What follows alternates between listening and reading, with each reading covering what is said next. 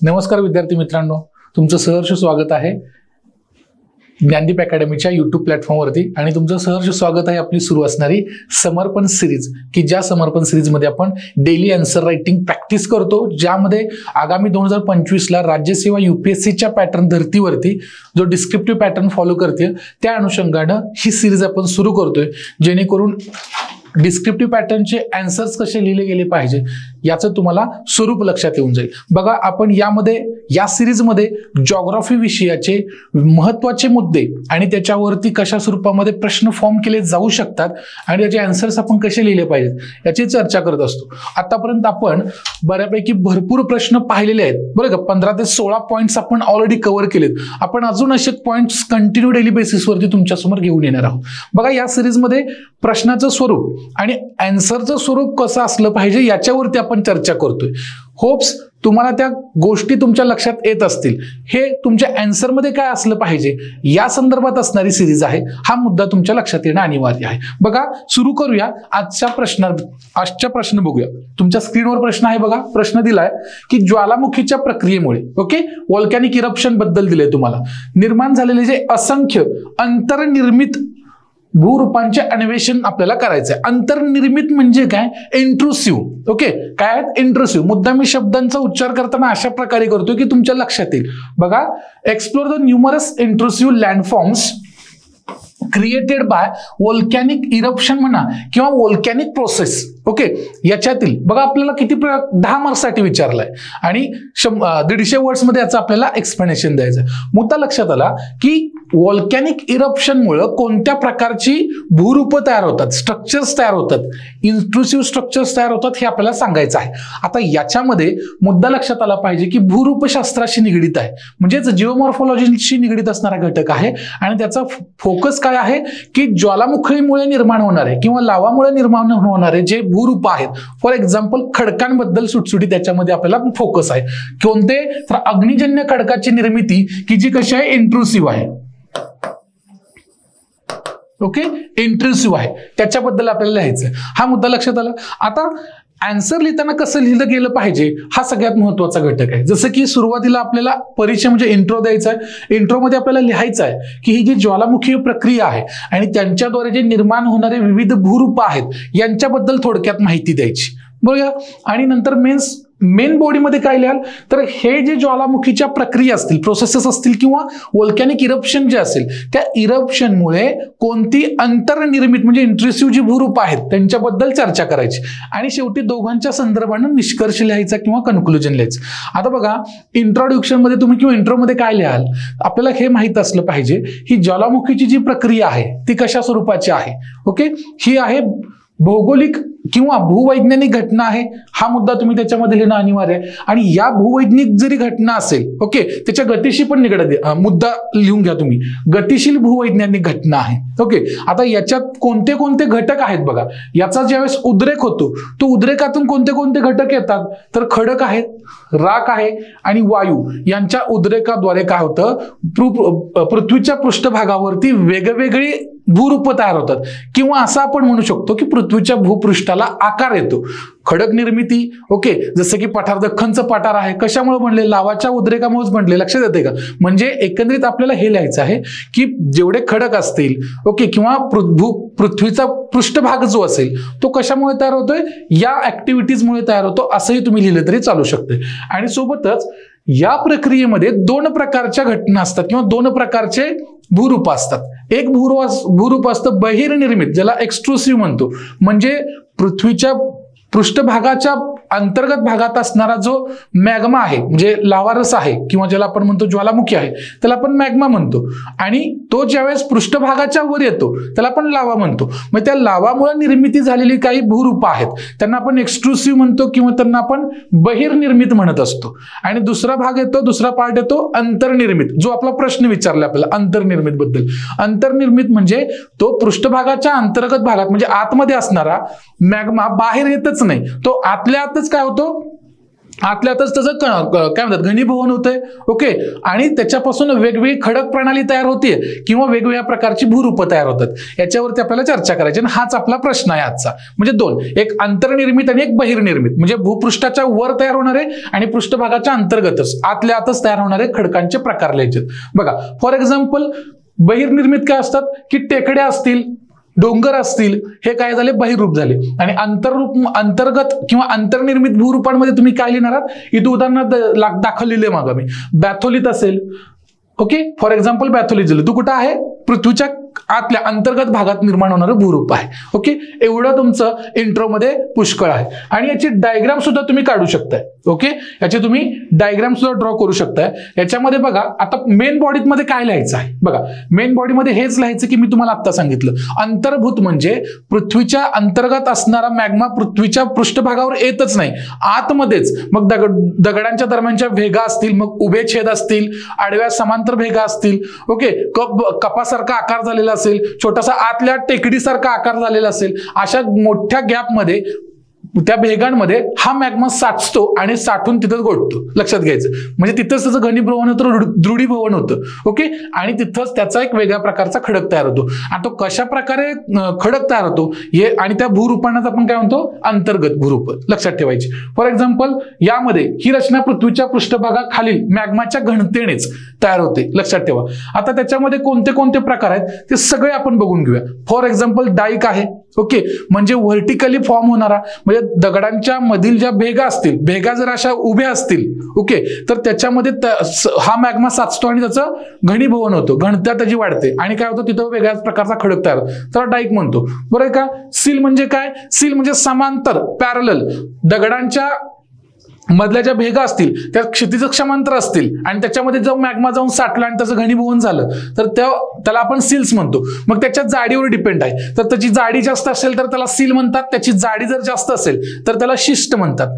हा पण मुद्दा लक्षात आला पाहिजे. त्याच्यानंतर लॅकोलित आहे, लॅपोलित आहे, बॅथोलित आहे, ज्वालामुखीय नेक आहे, ओके, स्टॉक आहे. हे काही मुद्दे आहेत की हे भूरूप आहेत की पृथ्वीच्या अंतर्गत होणारे आहेत. मग याच्यातली महत्वाची कोणते आहेत, तर डाईक महत्वाचा आहे, सील्स महत्वाचा आहे, लोपोलिथ, लॅकोलिथ, बॅथोलिथ हे सुद्धा याच्यातले महत्वाचे घटक आहेत. आता एक डायग्राम आपण बघू आणि ही डायग्राम जर तुम्हाला ड्रॉ करता आली तर अतिउत्तम आहे. बघा, इथं सगळी भूरूप बऱ्यापैकी तुम्हाला ज्वालामुखीच्या उद्रेकामुळे झालेली दिसणार आहेत. हा जो पृष्ठभाग आहे बघा, हा पृष्ठभाग आहे वरचा. या पृष्ठभागावर जी जाईल त्यांना काय आपण म्हणतो, एक्सट्रुसिव्ह किंवा बहिर्निर्मित म्हणणार आहोत. आणि या पृष्ठभागाच्या खाली जे तयार झालेली भूरूप दिसतात ती तुम्हाला इंट्रुसिव्ह दिसणार आहेत. अजून एक डायग्राम आहे सोपी, त्याच्यामध्ये पण आपण बघू. पण तुम्हाला सांगतो हे सगळे बघा, इथं काय लावा मेस असेल, हा बघा व्होल्कॅनो इरप्शनमुळे झालेले एक तयार झालेला डोंगरासारखा भाग असेल.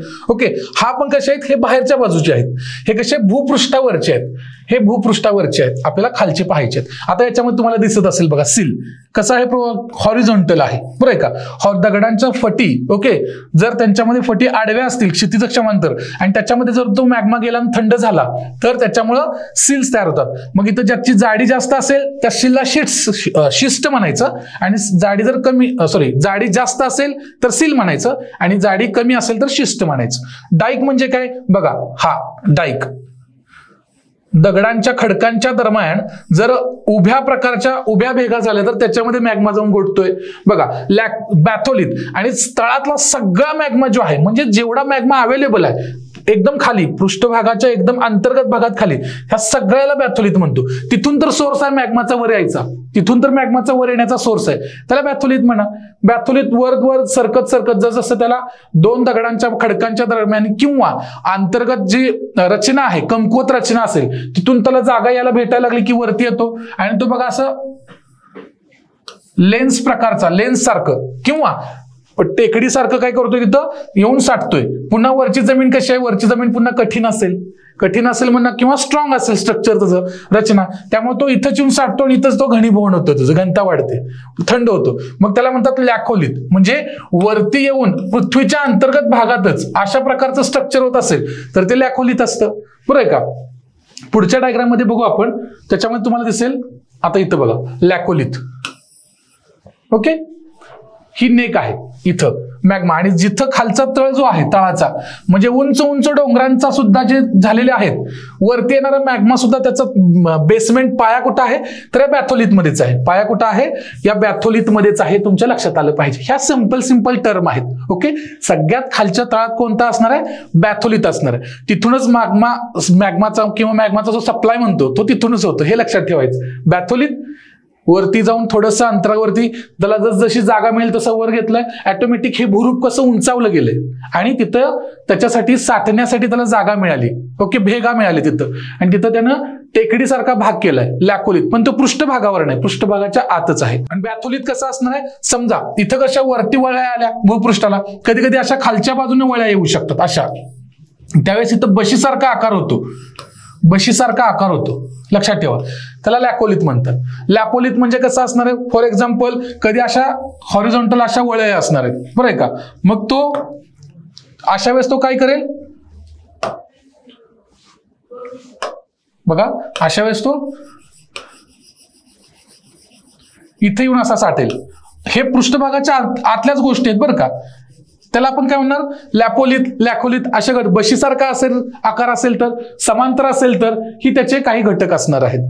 आता आणि 1 बाय 1 तुम्हाला काय करायचं आहे, त्याच्यामधले हेच घटक एक्सप्लेन करायचे आहेत. कोणती कोणती भूरूप आहेत. डाईक आहे की बाबा काय दिले, उभ्या भेगांमध्ये साचतो आणि थंड होतो. कोणत्या प्रकारच्या खडकाची निर्मिती होते, डाईक या खडकाची निर्मिती होते. उदाहरण काय, यॉर्कशायर मधील इंग्लंडच्या उत्तर भागात असणारे क्लिव्हलँड डाईक आहे. त्याची उंची किती आहे तर 150 मीटर पर्यंतची उंची आहे. एक्झाम्पल द्या. चला पुढचं बघा, सिल्स व शीट्स, मी जे तुम्हाला सांगितलं तेच आहे. काय आहे, जलजन्य किंवा रूपांतरित खडकांच्या ज्या आडव्या भेगा आहेत त्या आडव्या भेगांमध्ये हा लावारस साचतो कालांतराने थंड होतो. आणि कोणत्या प्रकारच्या खडकाची निर्मिती होते, सील. आता काय सांगले, ज्याची जास्त लांबीचे व कमी जाडीचे असू शकतात ते, पण त्यावेळेस ज्याची जाडी जास्त असते त्याला सील म्हणणार, आणि ज्याची पातळ किंवा कमी जाडी असते, थिकनेस कमी असते, त्याला आपण काय म्हणणार, शीट म्हणणार. मुद्दे लक्षात, काही किलोमीटर पर्यंत त्यांची म्हणजे रचना असू शकते, अंतर लांबी. उदाहरणार्थ काय, उत्तर इंग्लंडमध्ये विन्सिलची लांबी 100 किलोमीटर असून त्याची सरासरी जाडी किती आहे, 30 मीटर आहे. आता पुढे अजून एक उदाहरण दिले बघा, न्यू जर्सी मधील पॅलिसेड्स, हे काय एक प्रमुख लँडस्केप असणार आहे हे सुद्धा. चलो पुढे बघा, लॅकोलिथ. काय सांगितलं लॅकोलिथ बघा, हा जो तप्त लावारस ज्यावेळेस भूपृष्ठाकडे येत असतो, काही ठिकाणी खडक घुमटासारखे होत आहे, वर उचलले जातात. बघितलं आपण लॅकोलिथ, घुमटासारखे अशा प्रकारे वर जातात. ओके, भूपृष्ठामध्ये याला आपण काय म्हणतो, लॅकोलिथ म्हणतो. आणि याच्यामुळे घुमटाकार खडक तयार होतात. जलजन्य खडकांची निर्मिती याच्यामुळे होते, बरं का. उदाहरणार्थ संयुक्त संस्थान US मधील युटाह राज्यामधील बघा लासाल पर्वत आणि हेनरी पर्वत. आणि एक्झाम्पल देणं अनिवार्य आहे बरं का, ही एक्झाम्पल द्या, हे एक्झाम्पल द्या तुमच्या आन्सर मध्ये, इफेक्टिव्ह होऊन जाईल. आता बघा, सिडार ट्री म्हणजे आता जो लॅकोलिथ आपण पाहिला, बरं का, हा लॅकोलिथ असा तयार होतो. काही कालावधीने त्याच्यात पण वरती जाऊन अजून एक लॅकोलिथ सारखी स्ट्रक्चर तयार होतं, बरं का. त्याला काय म्हणतात, सिडार ट्री लॅकोलिथ. म्हणजे एक तयार झालेल्या लॅकोलिथच्या वरती अजून एक लॅकोलिथ तयार होतोय, त्याला आपण सिडार ट्री म्हणतो. उदाहरणार्थ काय, संयुक्त संस्थानांमधील बघा कोलोराडो नदीच्या पश्चिमेस असणारं हेनरी पर्वतात अशा प्रकारचे सिडार ट्री आहेत. कोणता, हेनरी पर्वत, कोलोराडो नदीच्या पश्चिम भागावर असणार आहे. पुन्हा बघा लोपोलिथ. लोपोलिथ कसं आहे, खोलगट किंवा उत्तळ भागात साचतो आणि कालांतराने थंड होतो लावारस. त्याचा आकार कसा आहे, बशीसारखा आकार आहे, ज्याला आपण म्हणतो लोपो. बघा, बशीसारखा आकार असेल त्याच्यात जाऊन तो साठणार आहे, लोपोलिथ. म्हणजे कसं, पृष्ठभागा अंतर्गत भागाच्या वेगवेगळ्या लेयर्स असतात. ओके, त्या लेयरचा स्ट्रक्चर कसं आहे तर असं उथळ बशीसारखं झालेलं आहे आणि त्याच्यामध्ये जाऊन तो साठलाय लावा, त्याला काय आपण म्हणतो, लोपोलिथ म्हणतो, बरं का. उदाहरणार्थ दक्षिण आफ्रिकेतील ट्रान्सफर ओके राज्यामध्ये 480 किलोमीटर लांबीचे तुम्हाला लोपोलिथ असल्याचं पाहायला मिळेल, दक्षिण आफ्रिका ट्रान्सफर राज्यातील. पुढे फॅकोलिथ. फॅकोलिथ काय बघा, भूगर्भाच्या खडकांना जेव्हा घडीचा आकार प्राप्त होतो त्यामध्ये सुद्धा अशा प्रकारचा लावारस काय म्हणतात, लावारस त्याच्यामध्ये साचतो आणि त्याच्या काय होतात, घनीभवन होतं आणि खडकाची निर्मिती होते, त्याला आपण फॅकोलिथ म्हणतो. बघा आता हाचा आकार सुद्धा फॅकोलिथ आणि घुमटाकार असल्यासारखाच आहे, बरं का. लॅकोलिथ तयार होताना लावारस बघा, लॅकोलिथ ज्यावेळेस तयार होतो पाहिलेला त्यावेळेस लावारसाच्या वेगामुळे खडकांना वक्राकार प्राप्त झाल्याचं तुमच्या लक्षात येते, बरं का. किंवा ते उंचवलेले दिसतात, लॅकोलिथ आपण पाहिलं, बरं का, झाडासारखं ट्री सारखं. पुढे आणि त्यामध्ये लावारसाचे निक्षेपण होते. तर त्या फॅकोलिथ मध्ये काय होतंय तर सुरुवातीलाच खडक खडकांना वळ्या पडलेल्या असतात आणि तेथेच लावारसाचे निक्षेपण झाल्याचं तुमच्या लक्षात येऊन जाणार. म्हणजे सुरुवातीलाच असं वली झाल्यासारखं होतं, त्याला आपण फॅकोलिथ म्हणतो. उदाहरणार्थ इंग्लंडमधील शॉर्पशायर मधील कॉर्नडॉन टेकड्या. कोणत्या? कॉर्नडॉन टेकड्या. कुठं? शॉर्पशायर, इंग्लंड मधल्या. हे त्याचं उदाहरण आहे. उदाहरण द्या, तुमचा आन्सर खूप बेस्ट होऊन जाईल. आता बॅथोलिथ. बॅथोलिथ तर बघितलं म्हणजे उंच जेवढ्या या प्रणाली म्हणजे जेवढ्या प्रकारचे भूस्वरूप तयार होत आहेत त्यांचा खालचा बेसमेंट कोण आहे, त्याचा पायाला कोण आहे, त्याच्या तळाला कोण आहे, तर बॅथोलिथच आहे. बरं का? अग्निजन्य खडकात हे बॅथोलिथ तयार होत असतात. त्यामध्ये ग्रॅनाइट आहे बघा, ग्रॅनोडिओराइट आहे, अशा प्रकार फेल्डस्पार आहे, क्वार्टर सारखी खनिज त्याच्यामध्ये मिळतात. फेल्डस्पार आणि क्वार्टर सारखी खनिज त्याच्यामध्ये मिळतात. अंडरलाईन करा, इथं मी बोल्ड मध्ये केले ते मुद्दे त्यांना बघा. हा थोड्याच ठिकाणी पाहायला मिळतो कारण पृथ्वीच्या अंतर्गत पृष्ठभागाच्या खूप खोलवर असतो. क्वचित प्रसंगीच तो पृष्ठभागावरती ज्यावेळेस पृष्ठभागाच्या वरच्या भागाचं निक्षेपण होतं, क्षरण होतं, क्षपण होतं, बरोबर आहे का? त्यामुळे झीज होते पृष्ठभागाची. कधी कधी इतर जी भूरूप आपण पाहतोय अंतर्गत भागातले कधी कधी आपण ते पाहू शकतो, पण बॅथोलिथ खूप क्वचित प्रसंगीच आपल्याला पाहायला मिळतो. आता उदाहरणांमध्ये काय लिहिलं? कॅनडामधील बघा, ब्रिटिश कोलंबियामध्ये जगातील सर्वात मोठा तुम्हाला बॅथोलिथ पाहायला मिळणार आहे. सुमारे किती मीटर आहे? 160 मीटर आणि लांबी किती त्याची? 2400 किलोमीटर अशी बॅथोलिथची त्या लांबी असल्याचं तुम्हाला पाहायला मिळणार आहे. आणि एकंदरीत एवढे आपण जे पाहिले महत्वाचे याच्यातले आपल्याला बॅथोलिथ लिहायचं आहे, लॅकोलिथ लिहायचं आहे, तुम्ही डाईक लिहू शकता, सोबत तुम्ही लोपोलिथ लिहायचं आहे, सील लिहा, शिष्ट लिहा. बस जास्त लिहिलं नाहीत, फक्त डायग्राम तरी व्यवस्थित काढण्याचं काम करायचं आहे. बघा एकंदरीत ही भूरूप, या भूरूपांवरून फक्त आपला अंतर्गत भूपृष्ठाचा किंवा त्या ठराविक ठिकाणच्या इतिहास नाही कळू शकत. त्या भूपृष्ठाचा म्हणजे इतिहासच कळतो असं नाही, पण त्याच्यासोबत आपल्याला काय काय तिथली भूगर्भशास्त्रात म्हणजे भूगर्भाच्या रचना कळतात. ते भूगर्भशास्त्रामध्ये कोणती कोणती खनिजे आहेत, कोणत्या कोणत्या ऊर्जा तिथं अस्तित्वात आहेत, वैज्ञानिक संशोधनासाठी सुद्धा तिथं स्कोप आहे. अशा प्रकारचे मुद्दे लिहून तुम्ही तुमच्या आन्सरची सांगता करू शकता. म्हणजे एवढे सगळे कष्ट भूगर्भाचा अभ्यास करण्यासाठी सुद्धा तुम्हाला या अंतर्गत किंवा अंतर्निर्मित भूरूपांचा महत्व आहे हे तुमच्या लक्षात येणं अनिवार्य आहे. बघा इथं आपला प्रश्न संपतोय आणि या प्रश्नाच्या अनुषंगाने तुमच्या लक्षात आलं असेल कशा स्वरूपामध्ये आपल्याला आन्सर लिहिलं गेलं पाहिजे. ज्या डायग्राम्स तुम्हाला मी शो केल्या होत्या त्या डायग्राम्स तुमच्या पद्धतीने ड्रॉ करा, खूप महत्वाच्या आहेत, तुम्हाला लक्षात आलं पाहिजे. मी तरी पण सोप्या भाषेत सांगण्याचं तुम्हाला काम केलंय. लोपोलिथ म्हणजे बशीसारखं आहे, ओके, झाडासारखं म्हणजे वृक्ष ट्री सारखं आहे, ओके, बरं का, सिडार ट्री, बरं का, लोकोलिथ पाहिला, ओके, नुसता लोकोलिथ पाहिला, लोकोलिथ म्हणजे एक्झॅक्ट ट्री सारखा, सिडार ट्री लोकोलिथ म्हणजे त्याच्यावरती अजून एक झाडासारखं एक ब्रांच फुटल्यासारखं आहे. एक मुद्दे तुमच्या लक्षात आले पाहिजे. अशा प्रकारे तुम्हाला डिस्क्रिप्टिव्ह पॅटर्न मध्ये प्रश्न विचारले जातील. प्रश्नाची अपेक्षा काय आहे आपल्या लक्षात आलं पाहिजे आणि आपण आन्सरचा अप्रोच कसा असला पाहिजे यासाठीची ही सिरीज आहे. बघा सेशन कसं वाटलं आवर्जून कमेंट करायला विसरू नका. तुमच्या कमेंट्सला मी स्वतः रिप्लाय करत असतो आणि अशाच प्रकारचे सिरीज सुरू राहण्यासाठी तुमच्या फीडबॅकची सुद्धा आम्हाला गरज आहे. तुम्ही या चॅनेलला नवीन असाल तर चॅनेलला सबस्क्राईब करा, लाईक करा, शेअर करा, कमेंट करा. Thank you so much.